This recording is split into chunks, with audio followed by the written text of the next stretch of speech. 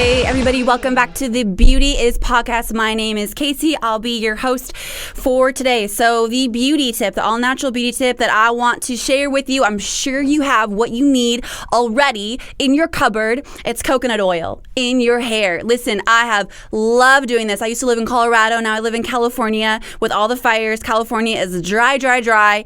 Colorado was like a desert. Oh my goodness, so dry.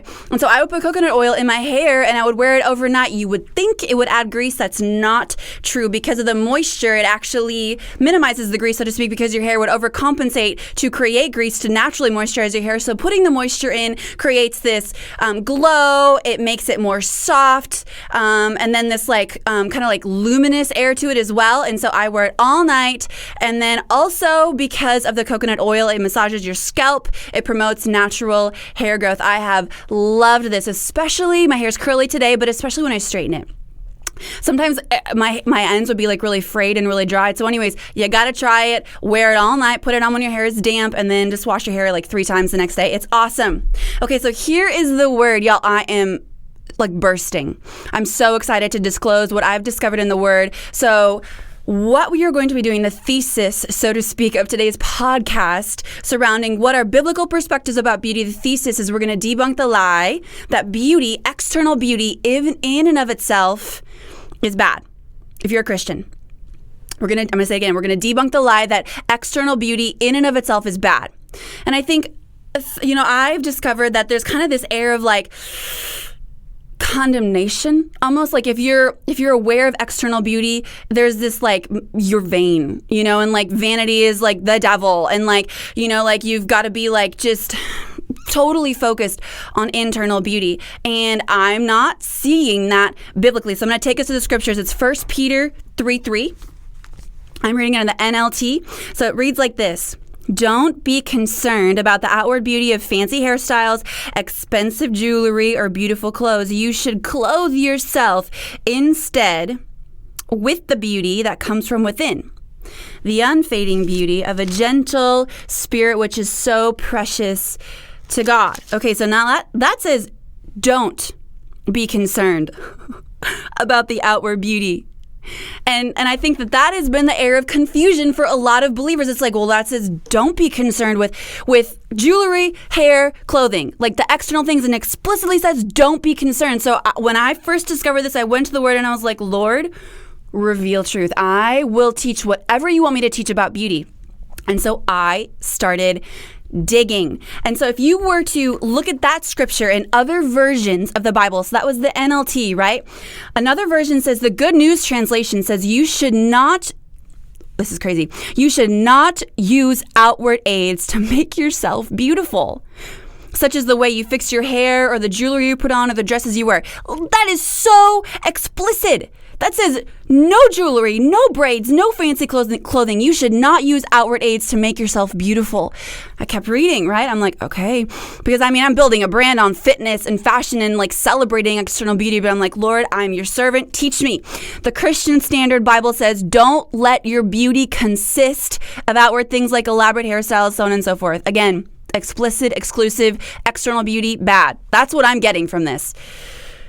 I didn't stop there, right? Okay, I kept going. So the New American, I'm just like on Bible Hub, like scrolling down. And this is where the tides turn a little bit. This is where it gets fascinating. And the geeky side of Kacee kind of comes out. So the New American Standard Bible, your adornment must not be merely external. Did y'all catch that? Your adornment must not be merely.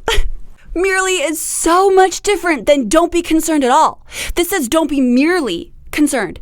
The other version says don't be concerned. Merely versus don't, completely different.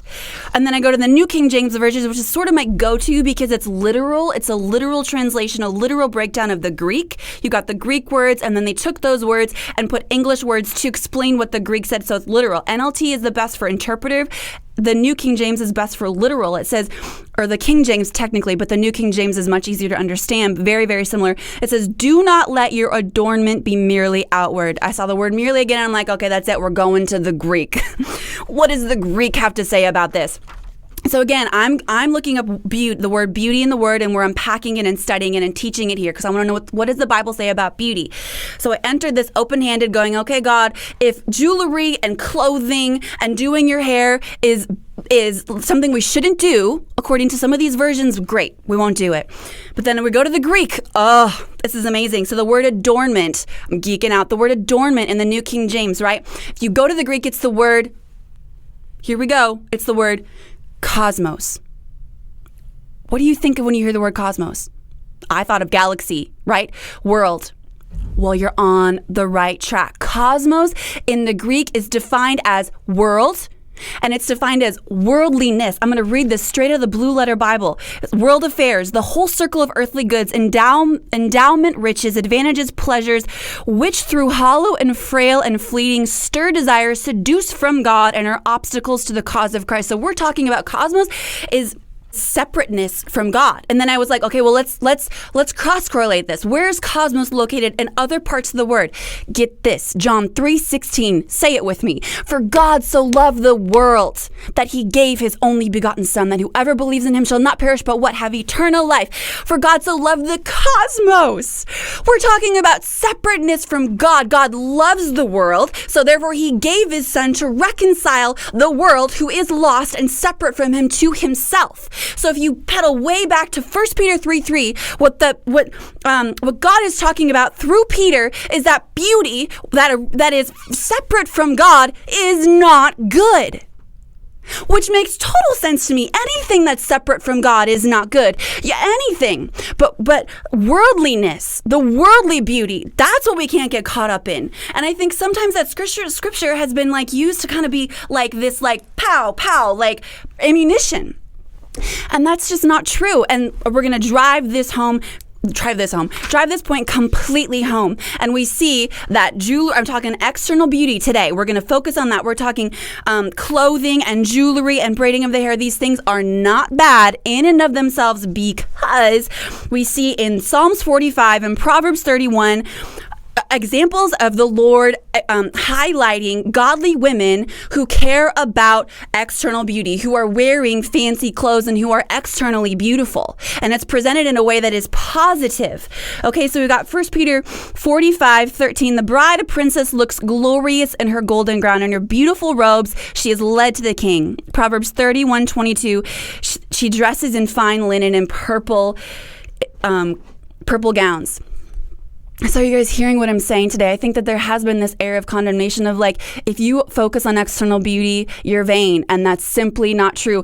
Beauty separate from God, yes, that's not good. Anything separate from God is not good. But beauty in and of itself, external beauty is okay. So I'm talking to all the fashionistas out there. I'm talking to all the makeup artists out there who are God-fearing women who are kind of navigating this, is this okay? Or at least I've kind of felt that before in the past. If you are beautiful and you walk in this, you love all things beauty, external beauty, be liberated. Just bring God into that process with you. And also, I think this is going to liberate the fellas out there because God created you to enjoy a woman's beauty. And you don't have to feel bad about that.